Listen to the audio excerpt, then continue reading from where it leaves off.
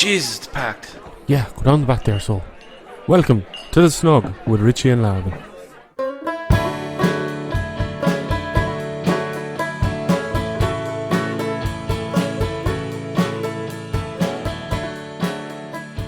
Hello, and welcome to the Shnug podcast, a podcast from the west coast of Ireland, where we talk to interesting folks about their interests, their passions, their side projects, whatever stuff that they're into at the minute. How are you, Lavin? How's Richie? How you doing? I'm grand. Oh, I forgot to introduce ourselves again. Yeah, well, there you go. You're Richie, I'm Lavin. There you Easy go. peasy. No, done. I think we mentioned in the last episode that you were away. Where were you away to? I was away in Virginia, in the United States of America. Oh. Visiting friends and family. And it was great old crack. Got to meet my new niece. Oh, lovely. Claire. So, my sister Shayna was saying she listens to the podcast, her and her husband Santiago. So, hello guys. Oh, thanks, lads. Shout out to the Lavins over beyond. And another friend of mine, Seth Swingle, was saying he loves listening to the podcast too. Oh, so, cool. Hello Seth. Hey, Seth, thanks very much. How long were you gone for? I was there for about a month and a half, and it was great crack. Just fucking, again, just visiting friends, not doing anything too crazy. Got a couple new tattoos. Yeah, I can see one on your arm. I got a alligator with the human arm in its mouth for the song Amos Moses by Jerry Reed. Okay. And my buddy Joshua got the exact same one. We got matching tattoos. Lovely. And that's a theme of yours, with, on this friends, arm. isn't it? on only this that arm, yeah. I have a bunch of matching tattoos. I got at least 3, and that's going to jump to probably 4 or 5 soon enough. Yeah. But it was great crack. I had a great time. I'm really delighted to be home, even though it is January. Yeah. I mean, right now it's January. I don't know what month it's going to be when this comes out. It's probably still raining whatever day you're listening to this. So, you know. Oh yeah, there you go. It's that day. Yeah. But and how about yourself? Did you have a good fucking last month and a half? Yeah, it was grand. What did we do? Yeah, you were gone before Christmas, weren't you? Yeah. Yeah, Christmas was a thing. Was busy. Met a few people, pints. Nothing too dramatic. And yeah, moved house. Getting shit together for the wedding. Mm-hmm. And stuff like that. Same as ever. Same as ever. Pretty much exact same what I was doing before you left. Well, and who is this you interviewed? What's his name? This is Bip Henderson. Bip Henderson. And you were saying what? He's like me, is it? Yeah, he's like an alternative alternative reality Lavin. Oh wow. So Irish American, similar to yourself, and plays traditional music and a bit of an artist, but big tall Scandinavian roots as well on the other side. Yeah. And he's a vegan and teetotaler, so kind of the mirror realm, as you were saying. You diverge in that way. So I'm probably the evil one. You probably are the evil one. Yeah. Yeah, you definitely are the evil one, yeah. I got the goatee. It's a Star Trek reference. Yeah. You got the shitty facial. Even though I don't have a goatee. Eamon has a goatee. Eamon Healy, our first does he have a goatee now? interview person we ever interviewed. Yeah, that guy rocks a goatee all the time. And you know what? He does a good job rocking the goatee. Yeah. It's only a certain face that can pull off a goatee. Yeah, and not many. Yeah. But I don't know. Everyone should rock them anyway. Just like mullets. I think everyone should start back on the mullet train, I don't think so. I think it's great. I think it's only certain men, and I say that loosely, men, young lads of a certain age that can pull off a mullet these days.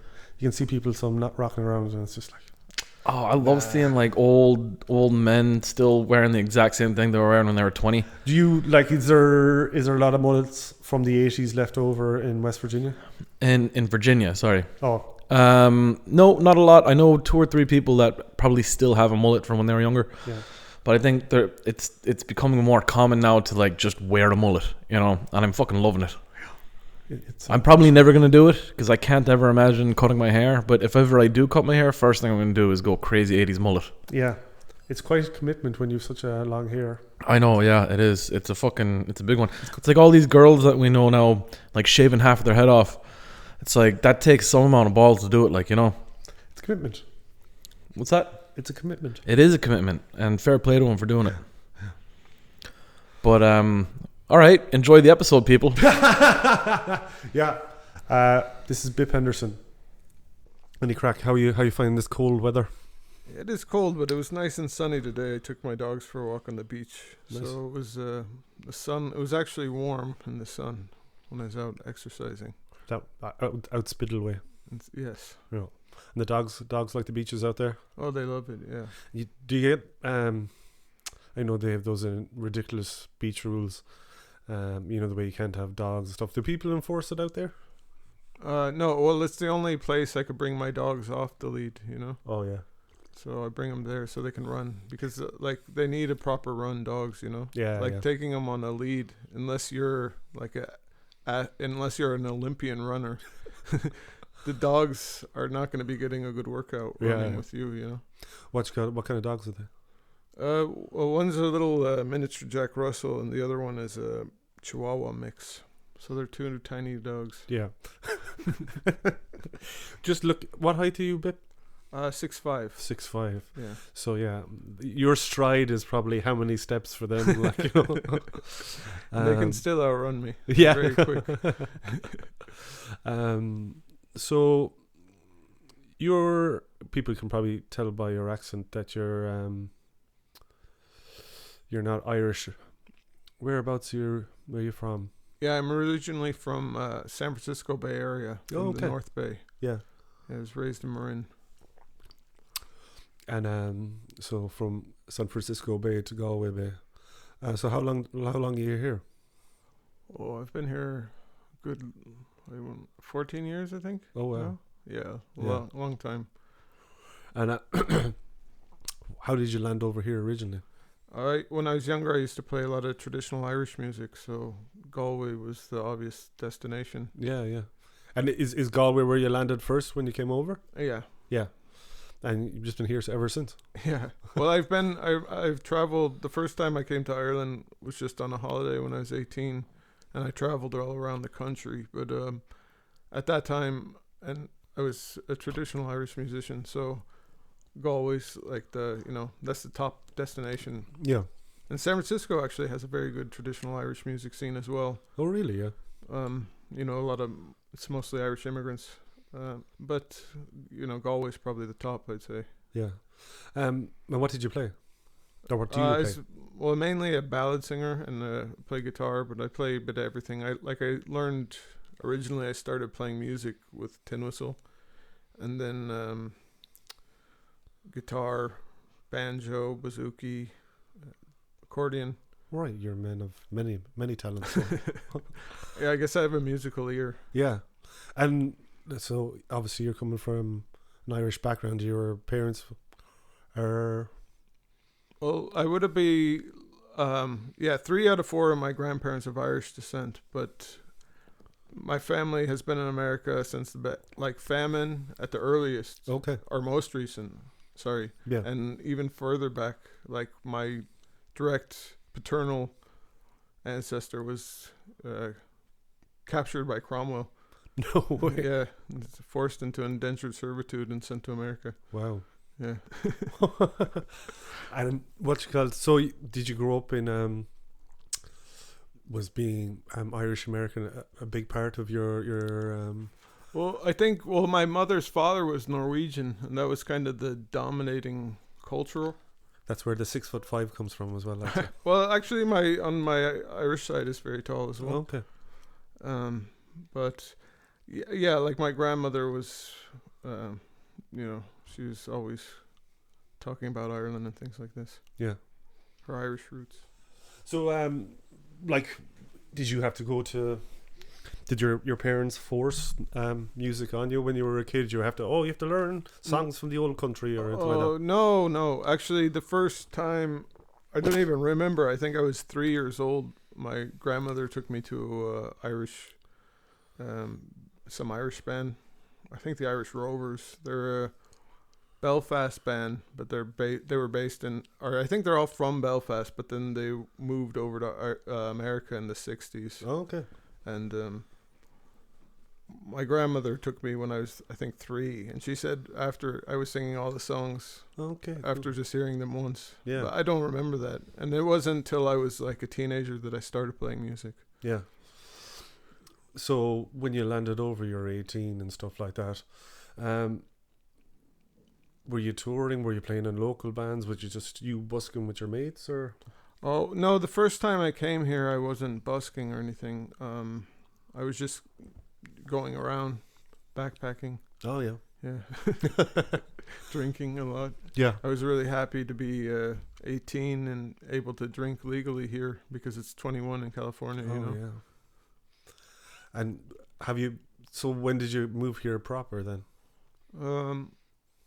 Let's see. Well, 2 years after that, I moved here for a year, like studying, and then I moved back about a few years after that for good. For good. So, but when the time when I moved back and I was living here for a year, then I was busking, and this was during the Celtic Tiger, so like the good old days. It was great. I was making great money, and like I was playing in pubs, but then I stopped playing in the pubs and was just busking because the money was so good. Really? Yeah. Yeah. Just on Shop Street and stuff like that. Just on Shop Street, yeah. Yeah, we had who did we have? Echo Heart. Oh, Echo Heart. Yeah, he's very good. Yeah, but he was just saying during the pandemic that like his what you call it, influence, and just his support network went up because there was no music in the pubs, everything was on the street, and that was the only place anyone could get live music. Yeah, I watched him play once, and like they were doing a great set. This is during the pandemic, so everything was closed. And there was probably at least 80 people just gathered around. Like it was like a concert. Yeah, yeah. It was cool. And there's during the pandemic here, there's nothing else to do. Yeah. So. Swamped by teenagers on a Friday night or whatever. But like, up and coming artists, when you're starting off doing gigs and stuff like that, you'd be doing well to pull in 80 people. Oh, yeah, definitely. You're playing to an empty bar with 2 or 3 people, But although he puts on a good show, like I think he's influenced by U2 a bit. He reminds me of Bono. Yeah. He was actually on the way over to see Bono the day after or something. He was doing like a live show, and like those storyteller shows. Oh, okay. The talk from I think he had a new book out or something, so read a piece and then play a tune or whatever. Like, all right. You could do that with a book, no? It sounds good. Yeah, good idea. So when did you did you stick at the music? Is that where 8-bit banjo started, or those years? 8-bit banjo, yeah. I've been my band 8-bit banjo. I started I think in 2015. I feel like 2015, and then it was kind of more Americana folk, and then I switched it around to synth wave. So I was doing synthwave stuff for a while, and now it's kind of like a third reiteration of the band now that we're more punk. Oh, really? Punk. So we're punk synth now. So some of the stuff that you have online, it's synthy, but like it's Oscailga then as well. Oh yes, that was the. My wife recorded a song for Culture Night, one of my songs, and she translated it into Irish. Oh, right. And is that who's singing on the... Das Gaelga, yes. Yeah. Oh, really, yeah? Yes. And is that the person that's in the Banshees of Inisheer? Yes. No way, that's your missus. Oh, speaking of Bono, when we went to the Dublin premiere, he walked by us on the red carpet. It's the most surreal moment of my life. Wow, imagine so. Check out the book. So that's your partner on the in the movie. I only watched it there the last night. Yeah, it's a good film. He's a great director, and it's cool to see it getting so much attention. Yeah, getting a lot of attention. Yeah, I was wondering how you blagged your way onto the red carpet there, so that that makes sense now. Fair play to her. And how did she get that part? Well, she's a very well-known traditional Irish singer, Shannon singer. She's from Inisheer originally. Oh, okay. Lesrain and Icanela. Okay. So yeah, I wrote down her name, but I wouldn't have attempted to pronounce it. So I know we're jumping all over here, but you're also a filmmaker and a film producer. And then some of your films, that's what through RiRun films, some of the stuff you do, you speak Irish in it as well. Oh yes. Well, I'm not a fluent speaker. I have a couple focal. And was that like her influence kind of to? Well, it's more my influence of trying to get Irish television funding. All right. That's a good idea. So we'll go back to the music. So when did you make the transference? Did you go to film school here or anything like that? No, like I originally. Do you know Little Cinema? Are you familiar with Little Cinema? Yeah. Little Cinema, for people listening that don't know, it's a very cool showcase in Galway of local filmmakers, and you have people that are professional filmmakers in there, and you have people in there who filmed something on their phone, and are you get 16-year-olds submitting films. So it's a really cool place that they call it an open mic for filmmakers. You see so many different types of filmmakers. And basically, I went there in 2017, April. Was the first time I went there, and I met a bunch of people, and I worked with them to make a short. And that was, I'd never done anything. Okay. So I learned just by making. Yeah. I was a big film buff, like a big fan of movies, but I'd never took any formal training. It was all learned. Yeah, that's interesting because I've heard you speak on another podcast, and your knowledge seems quite deep. So you're obviously a movie buff. Was there anything in particular, say from your childhood, that kind of sparked your interest in filmmaking? Oh, well, I think it was just like growing up in the 90s, it was a great time for cinema. Like it was the last great film renaissance, I think. It was kind of an echo of the 70s because they had the budgets, but this time in the 90s they were giving budgets to first-time filmmakers, and it was really like dialogue-driven films, like where you could see Kevin Smith, things like this, people that make very cheap movies, but it has a really good script that could stand alone, could be a book, Yeah. And I saw that, I think, and I like these kind of wordy movies. I like other types of films, but like the movie industry now is just not great at all, Yeah, it's hard to know where it'll actually end up, really, with all these kind of just streaming servers battling for everybody's money. Well, it's dying in a way. I know people are switching to television, but even the future, like kids now, I have a 10-year-old daughter, like they don't watch movies like we watch movies. They watch YouTube, Yeah. They watch a 10-minute video that costs $0 to make, And when you're a filmmaker trying to get €1 million budget, and you're now competing with somebody who's making free content, there's just no future for that budget, Yeah. Like my daughter is 12, and over Christmas I was just like, I didn't want to, but I knew she'd seen the first Avatar, so I was like, do you want to go see the new one? And I really didn't want to go to see the new one, and she was like, no, I wouldn't have the attention to sit there for 3 hours. Okay. Because it's kind of, it's instant hit dopamine. I want to watch this reel or whatever. Yeah. But I suppose you have other like production companies like say A24 and stuff. Oh yeah, A24 is great. They're putting out great stuff. Yeah, it's kind of longer form kind of challenge and stuff that you actually have to sit down and concentrate to watch. I don't know who runs that company. I should, because you could tell that they have actual passion for film. Because anything I see with the A24s, you kind of know it's going to be good. It's worth a go at the very least, and you'll probably see something. I'm sure they're not all die-hard classics, but what did I watch recently? I love Tusk, Kevin Smith's horror movie. I've never seen that, actually. Michael Parks is he's one of the main actors, and he's just so good. He's the scientist or something, is it? Well, I don't want to give anything away. Yeah, we won't ruin anything. Yeah, what did I see? Hereditary. Have you seen that? Yeah, that's a good one. Jesus fucking Christ. That terrified me. Even the start, I don't know. We won't give anything away, but like it's still definitely worth the watch.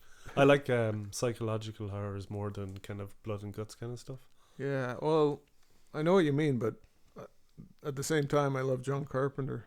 Do you, And The Thing is kind of a blood and guts, and that's probably my favorite horror movie. I just watched it at the weekend. It's brilliant, isn't Yeah, it? it's so good. The special effects hold up so good because they're all practical. you know? Yeah. It's actually, the practical effects in that are actually more disturbing than it would be if it was CGI. Oh, definitely. Yeah. Yeah. We can probably talk about it because it came out in 1982 or something. Oh yeah. We don't have to worry about spoilers. Yeah, but you know the bit when he's trying to revive him and then your man's chest cavity opens. Fucking hell! It's great. It looks so real. Yeah, it does. It's terrifying because it was just a big puppet. Yeah. And actually, I was listening to something recently. I forget.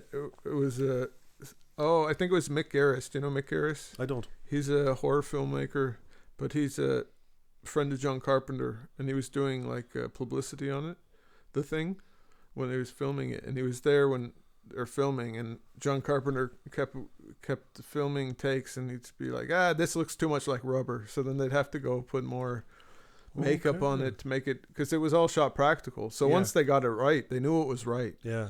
Whereas nowadays, when you're relying on special effects, most of the time special effects are still crap, Yeah. because to do good special effects is very expensive. They could do this like stuff that, to me, so many of these movies still look like N64, and you're supposed to like you're supposed to go along with the film, but it's hard when it just looks so fake, It very much takes you out of reality. Yeah, it takes you out of reality. Yeah. I kind of find, I think, not to shit on George Lucas more than everybody else does, but I think the first... I watched episode 1 about a month ago, and it's crap. It's garbage. It's a garbage film. Oh, really? I'd have to disagree with you there. But. Okay. But even when you're talking about films that you like that are worthy, I watched that recently, well, I'd say recently, 5 years ago with my partner, hello Chloe, for the first time. And she watched it from, this is the first time I've ever seen these films. I just watched them and was like, God, they're really funny. Which film?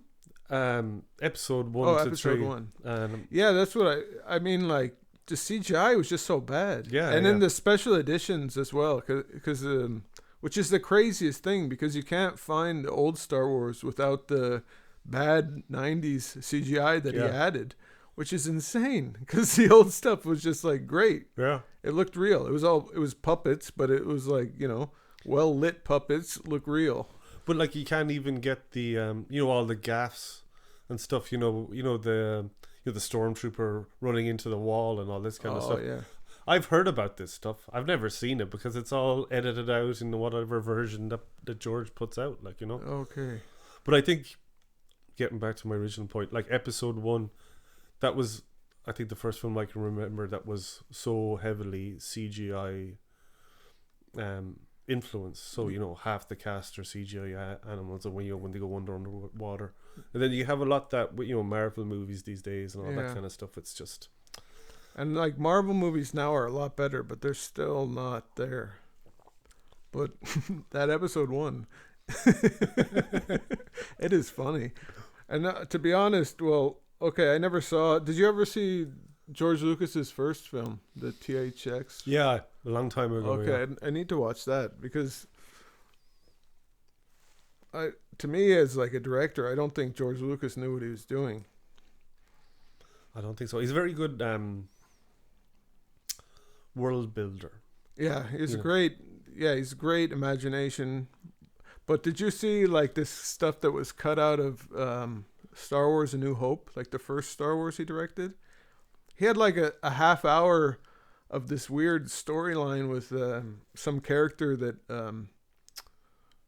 Luke Skywalker looks up to, but it's a very strange... It really has like the American Graffiti feel. Oh, really? Like it feels like they're in high school, and he's like the high school older guy. Yeah. So I think whoever was editing are like, we got to get rid of this. This is terrible. He didn't direct the next two then after that, No. did he? Yeah. And then he directed the the trilogy, I think. Did he direct them all? Jeez, The third one was very good. I have to say, I have to give him credit because I think the third, episode 3, I think is a very good movie. It's strange how people's opinions of that whole universe varies.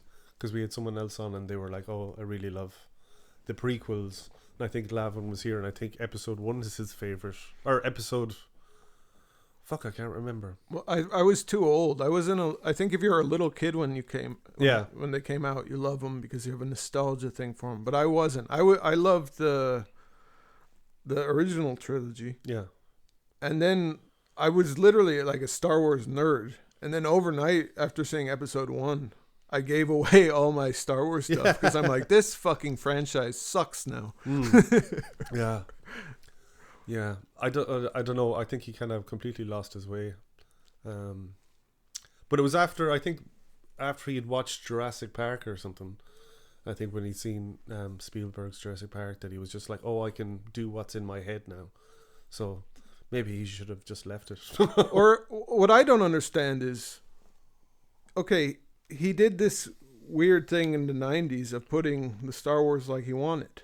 Fair enough. Why doesn't he do that now and go back and fix the bad CGI? And then you can actually maybe look at those movies. I can't watch episode 1 because it's just every time the bad CGI comes on, it looks terrible. Yeah. Like it's not. You go outside the Star Wars universe. I'm up with him when I see the people there and I see somebody in a suit. But then you see the bad CGI and you're like, this is not a movie. This is a crappy video game. Yeah. I don't know. I'd say he's lost all kind of love for that kind of stuff anymore. Was there any other, apart from George Lucas, was there any other film directors that kind of that piqued your interest back in the day? Well, like he would have been. I love this. Yeah, Back to the Future, of course, trilogy, Star Wars trilogy. And then when I started getting into film, it was the 90s. So like Kevin Smith, Quentin Tarantino, the Coen brothers. Coen brothers are probably my favorite. Yeah. Which is your favorite Coen brothers film? Oh, that's hard to say. I mean, because so many of them are just great. That's the thing about Coen brothers. Like, okay, maybe Quentin Tarantino, I like better his movies, like all of his movies. But the Coen brothers are much more prolific. And most of their movies are great. Yeah. You know? I've seen like a couple of their movies that are not great, and the rest are great. So it's like The Big Lebowski, of course, is one of my all-time favorite movies. But then you got Raising Arizona. It's another great. Yeah. Like you look at Nicolas Cage in that's like that feels like that film was made for him, but that's so much a Coen Brothers universe movie too. Then you got A Serious Man. That's a great one as well. I haven't seen that actually. Yeah, I'd have to say that's probably my favorite one. But, oh, really? But then it's hard to say The Big Lebowski's not, because I probably watched when I was a teenager, I used to watch that like once a week, every weekend. Me and my friends would get drunk and watch The Big Lebowski. Yeah. It's so, oh God, it's such a quotable. Where's the money, Lebowski? We believe in nothing. Yeah, but like even Burn After Reading or Miller's Crossing, there's so many films there. It's hard to find a bad one. Name a bad one, actually. The Lady Killers. But I haven't seen that, actually. No. Which I won't even say it's bad. It's just like not as good as their other movies. Yeah. That's the one with Tom Hanks? It's a remake of tying back into the Star Wars universe, it's a remake of a film with Alec Guinness. Oh, yeah. The Lady Killers. Yeah. I think it was on over Christmas, actually. Yeah, I think the original one is very good. I need to watch that remake again, to be honest, but it's just not as good, I feel, So, even Burn After Reading, I feel like that's I think it's one of their lesser films. Okay. Although Brad Pitt in that movie, that's one of his best roles of all time. Like just Brad Pitt in that movie is worth watching. Like, what's funny is I don't think John Malkovich went well with the Coen brothers. Yeah. And I know that they really wanted him in that film and they got him in that film. But, John Malkovich has a weirdness that makes any movie he's in a John Malkovich movie. And the Coen brothers, every movie of theirs is a Coen brothers movie. So I just think, I don't know if it's a I think it's my personal just taste that I feel like it's. Yeah, I think it's maybe John Malkovich's pacing or something doesn't meld with what they do. Yeah, he kind of found a lot of place as well. I can see your point there. But Brad Pitt is great in there. Yeah, You could tell he loved that role. Yeah. So we'll go back to your own stuff though. When did you release the book? I released the book in around Paddy's Day last year. Okay. And where did you? So you had the book launch, I know, just before Christmas, but that was just a thing that you did with the local vegan supplier. The Irish Vegan Gala. Originally, no, I didn't have a book launch, really. Okay.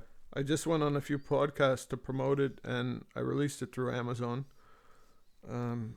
So, yeah, I've basically just done podcasts, and I have the Instagram page for Norse to the Future.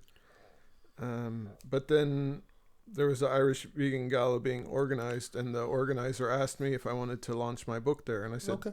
Since I hadn't officially had a book launch, I said, sure, yeah. Yeah, why not? Yeah. Norse to the Future. It's not an autobiography. Let's just say that. Do you want to summarize the plot? Maybe I just don't want to give any plot points away. Okay. So maybe. Yeah, it's a comedic novel, and it is about a Viking a Viking from Viking times that comes to modern day Galway, Ireland through a wormhole. Yeah. Okay. Right. You're going to give away that much. Fair enough. I give that away, but I won't give the details. It's a comedic novel, character study, you know. Yeah. Yeah, it's good crack actually. It's a good read. I read it over Christmas. Thanks very much. No I'm problem. glad you enjoyed it. Yeah. You sent me on the PDF and I had read a couple of pages and I was just like, yeah, sure. Should buy this. So I went down to Bell Buckinghandle and what you call it? They sorted me out down there. So where is it available, just so people know? It's available at the Moy Collin bookshop, the Charlie Burns, Bell Book and Candle. There's a Man of Erin Cafe on Inishmore, On Card Shop on Inisheer, and I think Bookstop Ennis. So when did you start writing it? I started writing it during the first lockdown. There was I forget, there was some sort of short story competition, and I think it was a 5,000 word entry, which at that point I'd written hundreds of songs, but I'd never written anything 5,000 words. Yeah. So I was kind of like, this is interesting. And I had like a couple ideas for short stories at that time that I tried writing. So I thought, oh, okay, I'll do this challenge. So then I wrote my 5,000 words. Then I was going to submit it last minute, and I submitted it and didn't work. And I refreshed, and it literally said, "This applications are now closed. This contest." But the good that came out of that was I was like, well, it actually wasn't that hard to write the 5,000 words. And then I was thinking, a novel's only 10 times that, so why not? I'll give it a try. That's true. That's a good way of looking at it. All right. And was the 5,000 words, was that like was that similar to the novel? Anything? No, it was a completely different story. And it's actually a story I've wanted to turn into a movie for years, which I was thinking now maybe I should write it as a novel. But it's hard having time to write a novel. Actually, that's one good thing about the lockdown. It's like I had nothing to do but stay home and write. Yeah. And I started writing Norse to the Future. I had originally half written it as a screenplay. So then I had the idea, it was a screenplay that I had wanted to make since 2016. Even before I started filmmaking, I started writing this as a screenplay. Yeah. So I knew that I had a lot of, I knew the characters in that, and I knew what I wanted to happen. So I said, look, I could go and take my beats I have written out for the screenplay and just try to take a few of those and make a chapter. Yeah. So I did the first chapter, and that was a week or two it took me to write that. And then I didn't do anything with it, and then I came back and I did another chapter, didn't do anything with it, and then probably like a month later I finished the third chapter. But then once I had the first 3 chapters written, I'm like, well, now this is actually going somewhere. Yeah. And then at that point, then I started writing every day, kind of basically full time. Yeah. So did you have a process once you hit that 3 week limit where you're like, I'm going to get up in the morning, I'm going to do X amount of words, or I'm going to write for X amount of hours? Or Yeah, I did the X amount of hours. Not too much. I think I gave myself like something like 11 to 2 or 11 to 3 to write. Yeah. And then if I felt like writing more, I would. Yeah. But I wouldn't go longer if I didn't have to. Because I don't think there's a point, you know. Yeah. I'm very stubborn. If I'm not in the mood to do something, sitting there for hours is not going to help. I suppose it wouldn't help your creative process either if you're trying to force yourself. Yeah. It should really flow, I suppose. Yes, I think so. Especially with something comedic. Yeah, definitely. If you're in a shitty mood, you're not going to write something great. You know? Yeah, it's true. I know there are I know Jack London and Ernest Hemingway, both famous writers that famously both wrote, and they made themselves write a certain amount every day. But it's Stephen King does it. I think it depends, I guess, what you're writing, you know? Yeah. But like you said, I don't think for humor, you can't force humor. Yeah. I know you mentioned it somewhere. Maybe it's in the blurb of the book. That a big influence was John Kennedy O'Toole. Yeah, John Kennedy O'Toole, the author of A Confederacy of Dunces. Now that's very weird. I actually read that book earlier this year. Yeah, it's great, isn't it? And our usual co-host here, Lavin, it's his book. And it's what's his name? Billy Connolly's favorite book. Oh, really? Yeah. Yeah, it's a great book. Yeah. And it's now, I think it was written in 1969.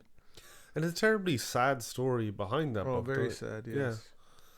The author of, he'd written a Neon Bible. Actually, I've never read that. You'd think I'm such a big fan of Confederacy of Dunces that I'd read it. I'd read it, but every review says this isn't a very good book, basically. And even there was a film adaptation, and I couldn't even sit through that. Oh, really? Yeah, but that doesn't bode well. So, yeah. But I don't want to review something I haven't read, so yeah. I'll just say A Confederacy of Dunces is a genius book, and this guy, he wrote it, and he thought, look, this is a masterpiece. So he went and tried to get it published, and he went to, a bunch of publishers, and no one would publish it because obviously it was ahead of its time. Yeah. And he ended up committing suicide.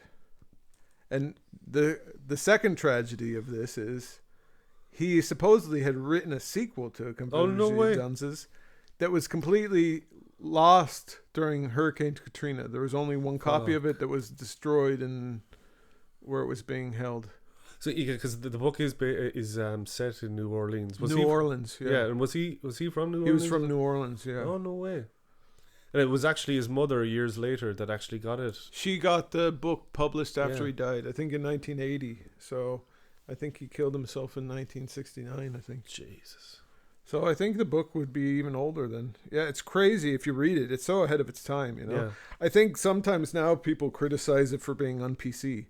But it was very progressive when it was written, I suppose, yeah, some of the way some of the characters are written, you could... But the fact that he had... black character, gay character, in the 60s, I think is very progressive. In New Orleans as well. The main character is morbidly obese. You probably could see him as an incel or something maybe now these days, but yeah, he's a great character. He's not a likable character. No. He's like do you ever watch King of Comedy with Robert De Niro? Oh yeah. The way he's so unlikable, but he's the lead of the film. It's just that's how he reminded me. Yeah. And I think you were on promoting the book. You were on this online TV show, Office Hours Live. Oh yeah, Tim Heidecker's podcast. Yeah, and you mentioned something about that they've tried to.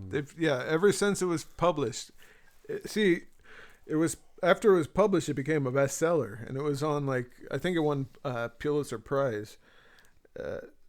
So they were trying to turn it into a film, but it's just for this movie you need a very good lead. It centers around the comedic lead, and this guy needs to be a fat, obese, big obese guy. Yeah. Or it's not going to work because that's the character, So there's not that many comedians that actually, or actors, I should say, that actually fit the profile to play this guy. But every time there's a funny obese guy, like I think it was originally supposed to be John Candy, and and then he died, and then they wanted Chris Farley, then he died. I don't know. I think what's his name? Nick Offerman played him in a play version, and I think that's great casting. I'd love to see. I'm just googling his name there because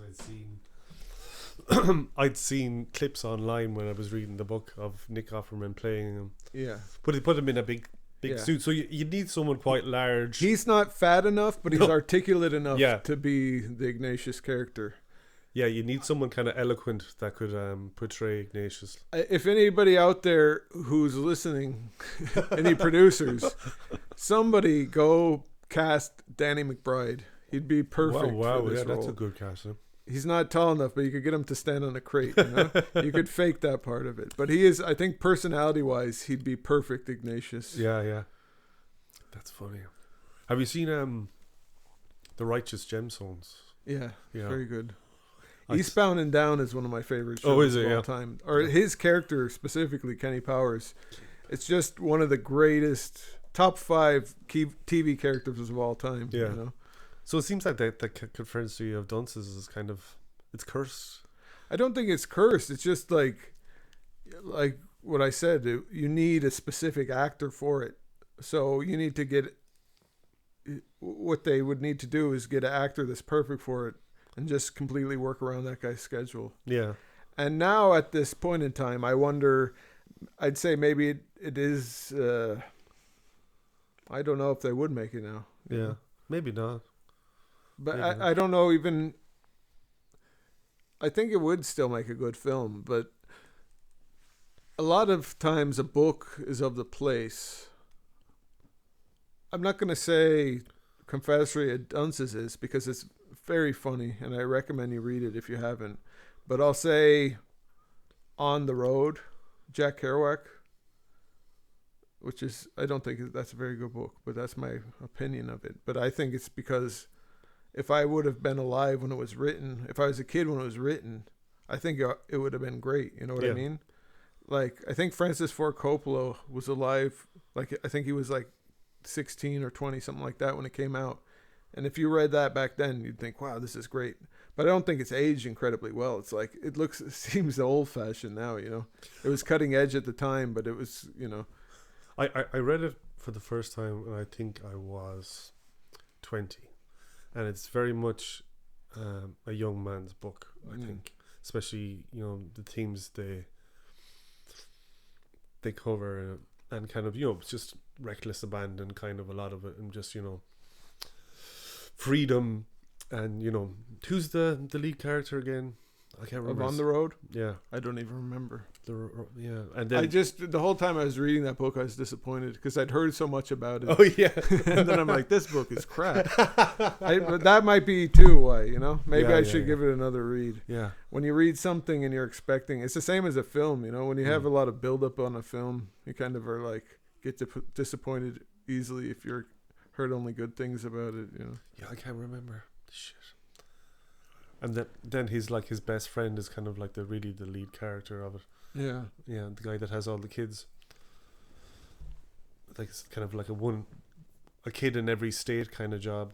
But yeah, they made it into a film there recently. It was a terrible film. Yeah, but I think the story itself is too dated. It's not gonna, that, like you said, it's a young person's book or whatever, but I feel like it's a young person from that time period's book. Even from now, if you read it and you're young, you're like, what?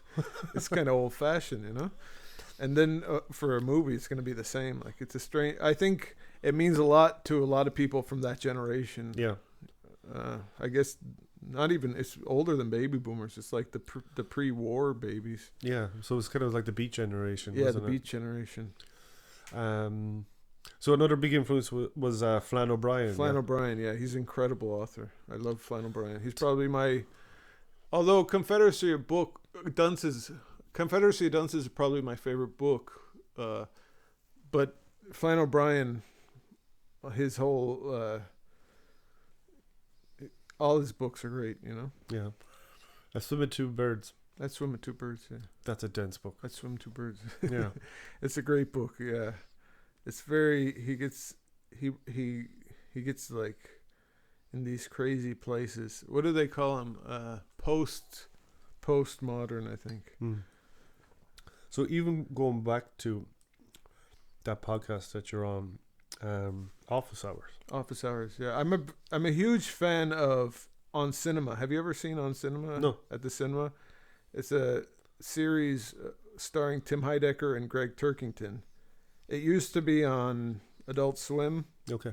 But now they're on Tim Heidecker's own network, producing content. But you could see like the first 10 seasons are all up on YouTube. Okay.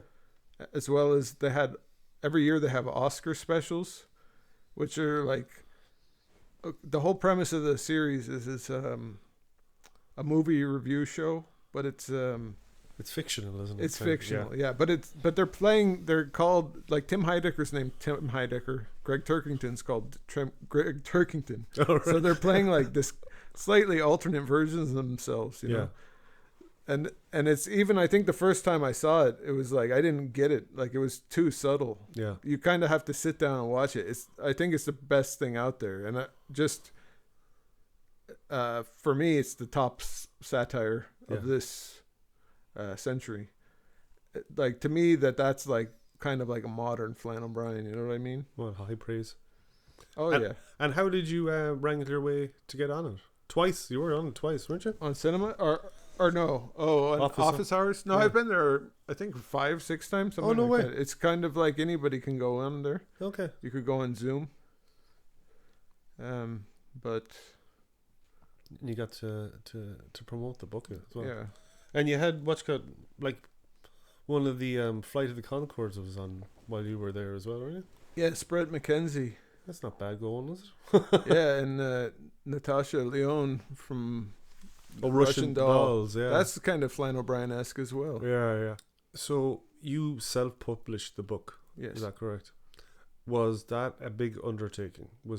Did you have to self-fund then as well, or did you do like a GoFundMe? Or I did do a GoFundMe. I published through Amazon. Originally, I was hoping to get published by a traditional publisher, but as a first-time fiction author, it's nearly impossible to get published because most book houses don't want fiction anyway. They want memoirs. They want poetry. Really? First time, the only fiction they're publishing is by established fiction authors. Yeah. Because there's too much, and in their defense, there's a lot of crap out there, Like I think my book's good. Like it took me a year to write it, then another year to edit it. Yeah. Okay, and then my wife as well. She edited probably top to bottom. It was rewritten 10 times. So I know I put in the hours anyway. So, but at the same time, somebody that could have just spent a weekend writing something can submit that to a publisher. So most publishers say we do not accept submissions from fiction authors. And then there is a few publishing houses around Ireland that do take it. And a couple in America I was looking at. But the waiting time is a year minimum to hear back from these people. Oh, so wow. It's like, I want to just move on with this. I want to put it out there so people have access to it. Yeah. Because before I'd been doing filmmaking, and like I said, I was trying to get this made into a film in the first place. And I've written screenplays, but that they haven't been made, like feature screenplays. Yeah.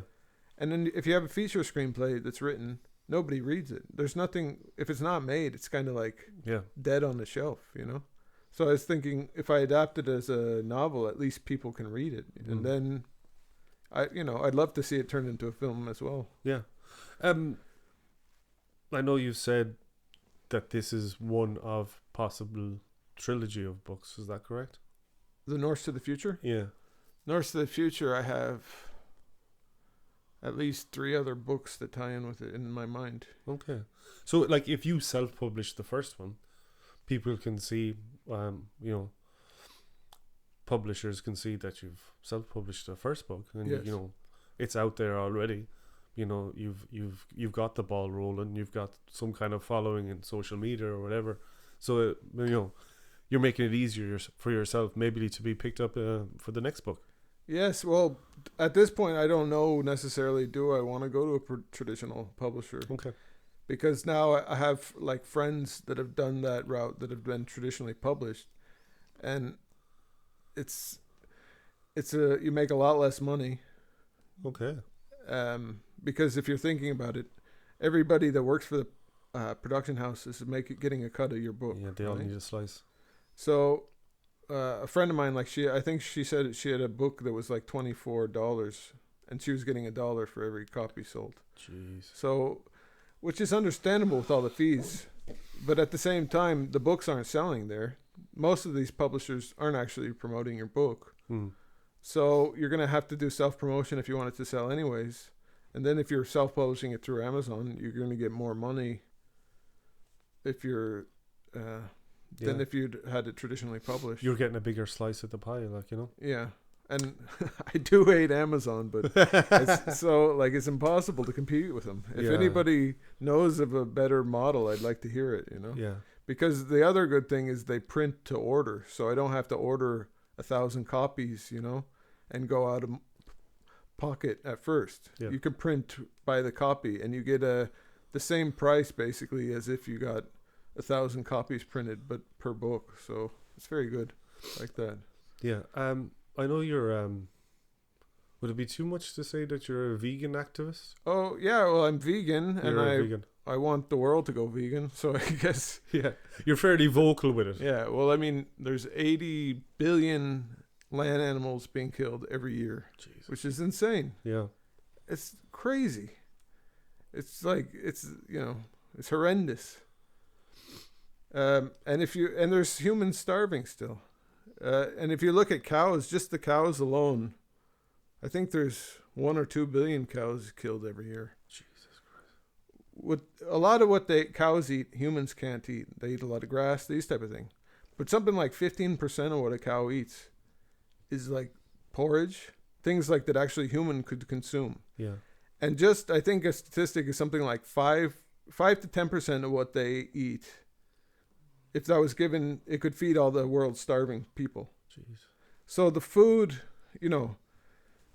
it's not ethical. Take away the rights of the animals' lives, which I have a problem with them being killed, right? Yeah.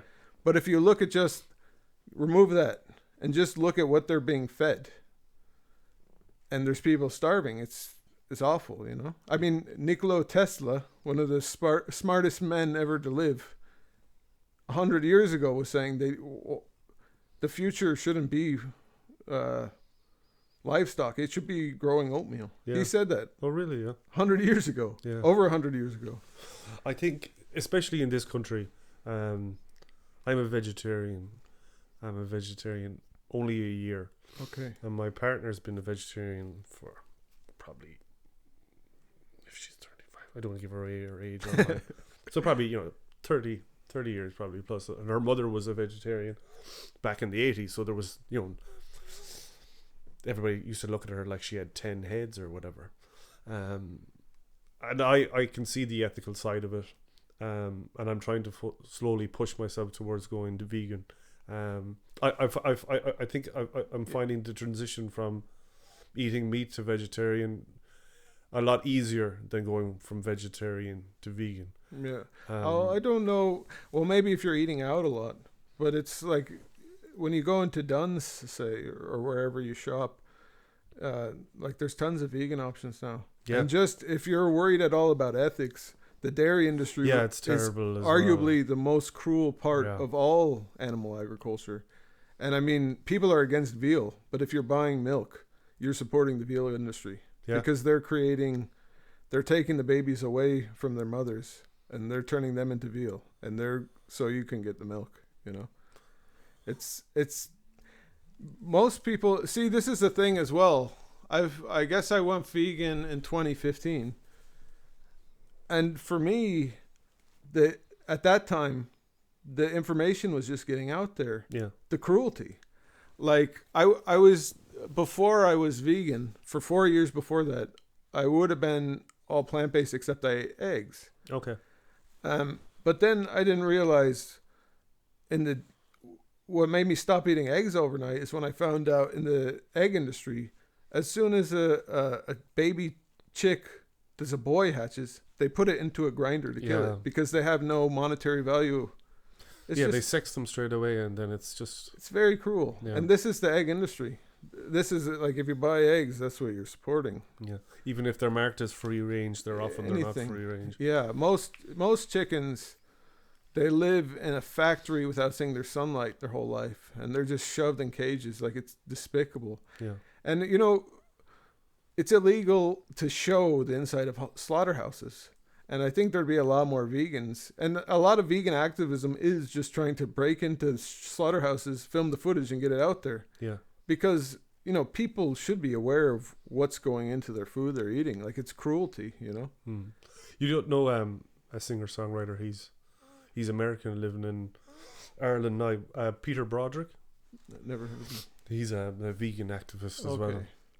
But one of his songs was a big push for me for turning vegetarian. He sings the song Human Eyeballs on Toast. Okay. And it's from the perspective of a battery chicken. Oh, yes. What he'd like to do to the farmer if he had a chance. Oh, it's bloody heartbreaking. But I think Irish people are very wrapped up in a sense of tradition when it comes to farming. And that's the funniest thing to me, because it was the British who brought large-scale cattle farming and sheep farming into Ireland during the famine, and it was a genocide against Irish people as well as the cows and the sheep. Because during the time of the famine, the gentleman farmer, for anybody listening that doesn't know, a gentleman farmer is an English person that was given a plot of land that the English stole from the Irish in Ireland. So they were given this plot of land to go move over to this place, and they're allowed to work there because they had the right English bloodline, right? So they had the Irish peasants working for them, and they were mostly tenant farmers. And they saw that they could have a bigger profit if they had sheep or cows on their land instead of these tenant farmers raising vegetables and they're getting a cut. Yeah. So they started making the transition to the cow farming, sheep farming. And at that time, the Irish peasants had to either die or emigrate because they no longer had their tenant farming job that they'd had for 1,000 years or whatever, you know? Yeah. And that's the funny thing, like the Irish farmers that are cattle farmers, they want to talk about tradition. They're West Brits. Yeah. Come on, that's a West Brit tradition. Shots fired there now.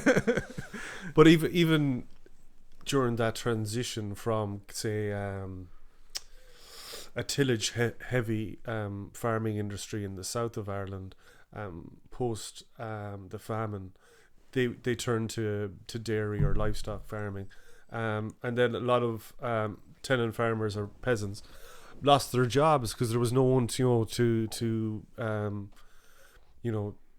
cut the tillage or cut the corn or whatever like that. So if you have like a village full of people working part-time seasonal work on a large farm every year in the autumn, that job is gone because they only need a handful of people to shepherd sheep or whatever. Yeah, and that's why I said at that time period it was a genocide against the Irish people as well. You know? And even if you go back to, say, my mother's time, so she's 77.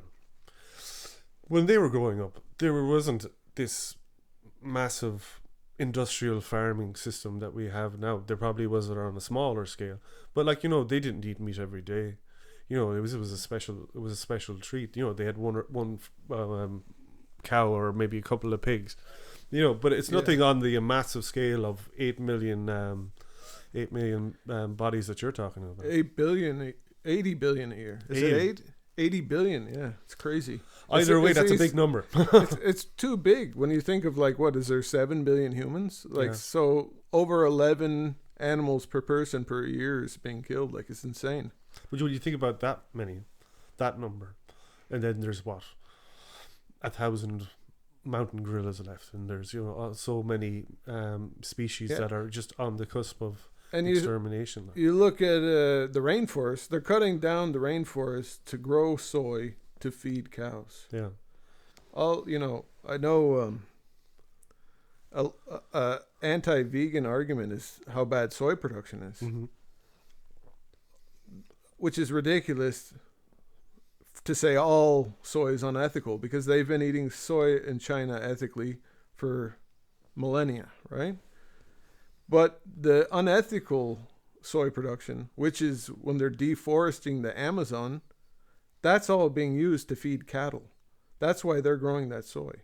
Most soy in the world is going to feed cows. And like I said before, one of these things, if you took away the cows from the ethical point of view, all the food that's there, you could easily feed all the starving people in the world. You know, it's capitalism is so crazy. Like, this should be a crime that people starve while other people, so they can eat something, this luxurious thing, what they think is luxurious or whatever, that's now commonplace. Yeah, it used to be luxurious.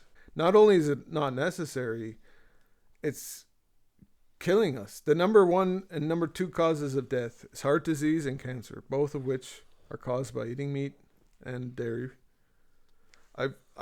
My father was going for cancer treatment at UCSF in the late 90s, one of the top cancer research facilities in America. And they were telling him in the late 90s, they knew about the link between cancer and meat at that time, because he stopped eating meat then. And it's criminal that this is not out there everywhere. Lobbyists. It's lobbyists, yes. Yeah. It's a huge industry. And it's like, it's not just America, it's Ireland, it's every country in the world has this huge industry of dairy farming and cattle farming, and they're killing the animals, which I am against ethically. But even the people that are not against that, they should have the information that it's killing them too, you know? I know in the book there's quite a pro-vegan thread throughout. The main character is a vegan. Oh yeah, Norse to the Future. The protagonist, Jerry Brooks, is vegan. Yes.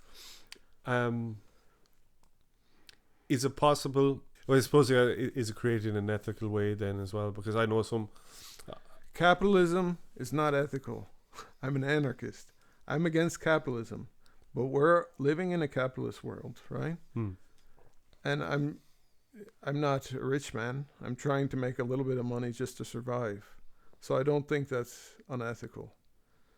If, like I said, if there's some sort of affordable, ethical publisher that's all low budget, not a big corporation, yes, I'd love to support them. Yeah. And anybody listening, point me in that direction. But I like capitalism. This is a problem of capitalism, and we need to change, because you see these huge corporations, that's the direction everything's going. You can't compete with it in capitalism unless it's changed. But I don't you'd have to have a lot of loopholes, and realistically, corporations have teams to try to look for every loophole, take advantage of every situation. Capitalism relies on exploiting others. There's no way around it. Either slavery or indentured servitude. Things we have here in this country, Ireland, in America, anywhere in the West, it's coming from people being exploited in third world countries, China. It's unavoidable. Yeah. The system's broken. Actually, and if you look at Ireland back in the 60s, Ireland was a lot poorer, but it was nearly self-sufficient. I think that's a great way which every country should be doing. And I say country, I mean every community should be going self-sufficient. So you would like to break communities down to kind of nearly fiefdoms? Yes. I don't think I'm against imperialists. And the only reason we're living like we're living under this Irish government where they put in whoever they want without people voting for them, that's a direct result of imperialism. Because up until the 1600s, the Irish were living in clan systems. And if you look around the world, every country was living like this. They were living in these small communities where yes, maybe it was a violent life if you look back.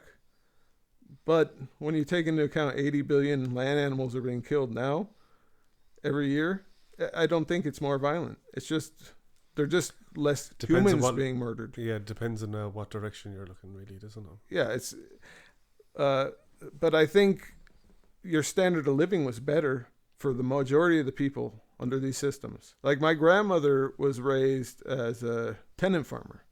Very poor. Traditionally, that's like the poorest job. And her standard of living, man, that would be expensive now. Yeah. They grew everything they ate. It was all organic. All the water they got out of the well in their backyard. And it was clean, unpolluted water. The air they breathed was all fresh, unpolluted air. You cannot get that now. And if you did, it would be very, very expensive. Not only that, they had huge families. They had they had communities, Yeah. I think people are more depressed now than any other point in history. The only advantage we have now is our phone. It is. Your standard of living's gone down in every other way. The phone is better, but even that, if you look at, it's making you depressed. Yeah, how much harm it's doing. Yeah. Is it better? I think the access to cool movies and TV shows is a good thing, but that's about it. Yeah. In the last 400 years, the streaming services have definitely got better. I suppose. That's one positive. So for the sequels, do we have? Do you have a time frame when you'd like to release the next book? Well, to be honest, depends if there'll be another pandemic. I guess. I've been concentrating a lot on my band lately, 8-Bit Banjo. So okay. I'm hoping to start touring with that. But for writing, I haven't started writing. I have my next book I want to write outlined, but at the moment I'm focusing more on music. So I'm not in a rush. Yeah. Will it be a sequel or it's in the same? I have a sequel and I have a prequel that's in the same universe, and that one has a sequel. And then the sequel to the prequel, it ties more into the Norse of the Future line. Okay. So I have a huge, like I said, I grew up with Star Wars. So I like this whole universe thing. Yeah, and I have a huge universe. Expanded universe. Yeah. Where can people find your stuff? You can find Norse to the Future on Amazon, or if you're in Galway, you could go to Charlie Burns or Moycullen Bookshop or Bell Book and Candle or Man of Erin Cafe on Inishmore or Encard Shoppa on Inisheer or Bookstop in Ennis. Nice. And your social media is? Social media, you could look up Norse to the Future has a page on Instagram. It's just at Norse to the Future, Norse to the Future. Or King Bippy, Bip Henderson is my Instagram page, at King Bippy. That's the same for Twitter, Facebook, and Instagram. Yeah. Thanks so much, Bip. Thank you very much for having me. It's been great. Hopefully we can get you back on when the universe expands or the pandemic hits again. So thanks everybody for listening, and we'll catch you the next one. Slán Bhaile. Slán go fóill.